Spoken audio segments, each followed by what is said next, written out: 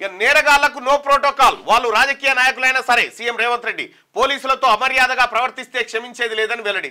పాడి కౌశిక్ రెడ్డి పోయి పోలీస్ స్టేషన్లో పోయి హంగామా చేసినటువంటి ఘటనలో సీఎం సీరియస్ అయింది. ఎవరైనా స్టేషన్కి వచ్చి డాబు దర్పం ప్రదర్శిస్తే చక్కగా బొక్కలో వేయండి, పేదలు బాధితులపై మాత్రమే సానుభూతి చూపండి, పోలీసుల పేరు వింటేనే క్రిమినల్స్ భయపడేలా చేయండి, హోంగార్డులకు హెల్త్ కార్డులు, మరణిస్తే 5 లక్షల పరిహారం, ట్రాన్స్జెండర్లకు ఇందిరమ్మ ఇండ్లు ఇస్తాం, డ్రగ్స్ సైబర్ క్రైమ్ కేసుల విచారణకు ఫాస్ట్ ట్రాక్ కోర్టులు ఏర్పాటు చేస్తామని వెల్లడి. హోంశాఖ ప్రజాపాలన విజయోత్సవాల్లో పాల్గొన్న ముఖ్యమంత్రి రేవంత్ రెడ్డి శుక్రవారం హైదరాబాద్లో నెక్లెస్ రోడ్లో అదేటో ఫామ్ హౌస్ దిక్కు పెట్టినట్టు గురి పెట్టిండు దాకా పోతుండొచ్చు బుల్లెట్. శుక్రవారం హైదరాబాద్లో నెక్లెస్ రోడ్లో జరిగిన ప్రజాపాలన విజయోత్సవాల్లో పోలీస్ శాఖ ఏర్పాటు చేసిన స్టాల్లో గన్తో సీఎం రేవంత్, పక్కన డిప్యూటీ సీఎం భట్టి.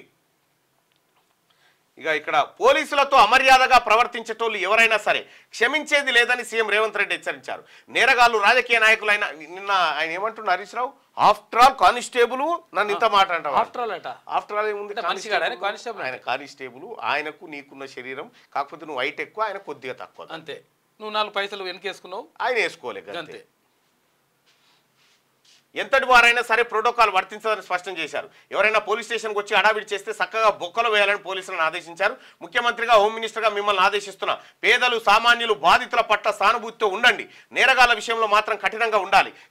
పిఎస్కు వచ్చిన వాళ్ళ పట్ల పోలీసులు మర్యాదగా వ్యవహరించడం ఎంత ముఖ్యమో పోలీస్ స్టేషన్కు వచ్చిన ప్రజాప్రతినిధి కూడా పోలీసులతో అంతే మర్యాదగా వ్యవహరించాల్సిందే.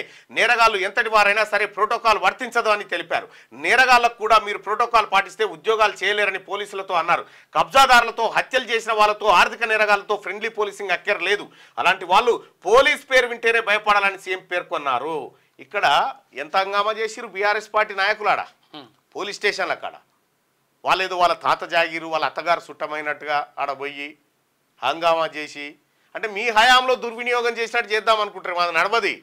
బీఆర్ఎస్ పార్టీ నాయకులకు చెప్తుంది ఏంటంటే, మీ హయాంలో చేసిన దుర్వినియోగం ఏదైతే ఉందో పోలీస్ వ్యవస్థని, ఇక్కడ కూడా అదే నడుస్తుంది అనుకుంటున్నాను. నడవది. ఇది ప్రజాపాలన, ఇది ప్రజల ప్రభుత్వం. ఇక్కడ ప్రజలు పోలీసులు, పోలీసులు ప్రజలు అంతే తప్పగాని బీఆర్ఎస్ నాయకులు పోలీసులుగా ఉండదు. ఇది క్యూ న్యూస్ ఛానల్లో పనిచేయటకు అనుభవం గల సీనియర్ వీడియో ఎడిటర్స్ కావాలను సంప్రదించవలసిన నెంబర్ 8688926084. qnews@gmail.com ను సంప్రదించండి.